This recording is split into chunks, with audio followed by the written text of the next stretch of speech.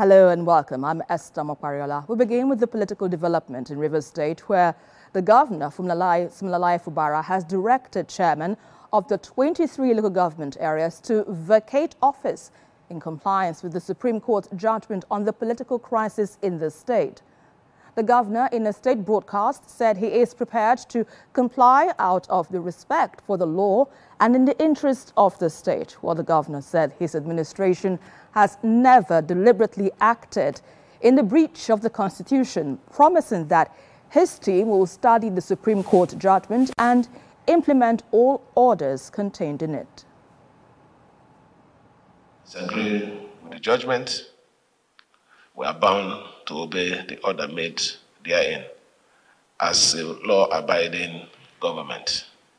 Given the outlawing of caretaker arrangements in the local government system, I hereby direct head of local government administration to immediately take over the administration of the 23 local government council, pending the conduct of a fresh election by the Rivers State Independent Electoral Commission. I further direct that the outgoing local government chairman to formally hand over to the head of local government administration by Monday, the 3rd of March, 2025. Well, let's get more perspectives on this matter, as in being joined by a lawyer, Ufeli, to give his perspectives on the legal implications of this development. Good to have you on the news at 10 tonight. So first off, what do you make of Governor Fubara directing the local government administrators to take over pending the fresh elections in the local councils? Does this decision now align with the constitutional provisions, or could it be legally challenged? What are your thoughts on this? Nothing can be legally challenged again, because the pronouncement is from the Supreme Court. The highest court in the land, the apex court, have said that, that election was not valid, was not validly contested, and as such, has declared same invalid. Therefore, in the eyes of the law, it is like an election never took place. That local government election never took place.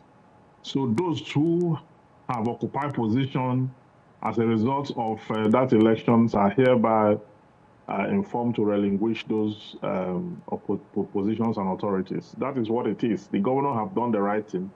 The legal implication of this is that the court have asked him to go and purge himself of all wrongdoings and all illegalities.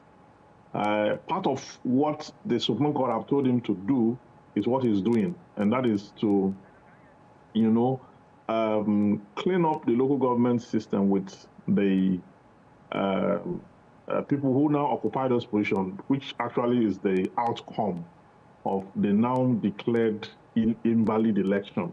Okay, so the right thing to do is for him to go ahead and do and state this, which he has done, that by Monday, they should all hand over, okay, and then clear the space. So there's going to be another election to that effect, since this one is invalid. And so speaking that about is the legal implication. Right, and speaking about the court now, we also understand that the court ruled that no funds should be released to the state without a lawful appropriation under Speaker Martin Ameole. Yet the governor, Fubara, didn't address this in his broadcast. What are your thoughts and what are the legal implications of this? He did not address it in his broadcast, but it doesn't have a choice right now. We're talking about the Supreme Court, so you cannot file any case anywhere again to restrain these orders. Those orders made by the Supreme Court are critical. They cannot be challenged. Even though he's not included in his broadcast, he must still go back to it. Because what the Supreme Court have done is to tell us that the section of the Constitution that talked about,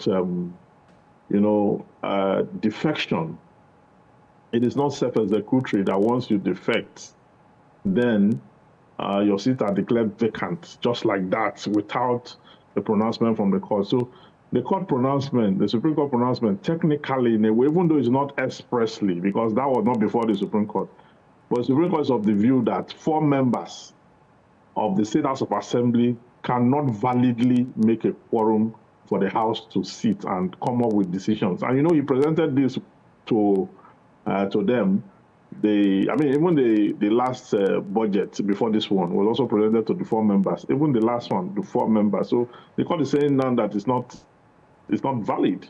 That he has to go and do the right thing. That is to present it to the what the Supreme Court have said inadvertently or indirectly is that their seats are still intact. That is what, even though it's not expressed.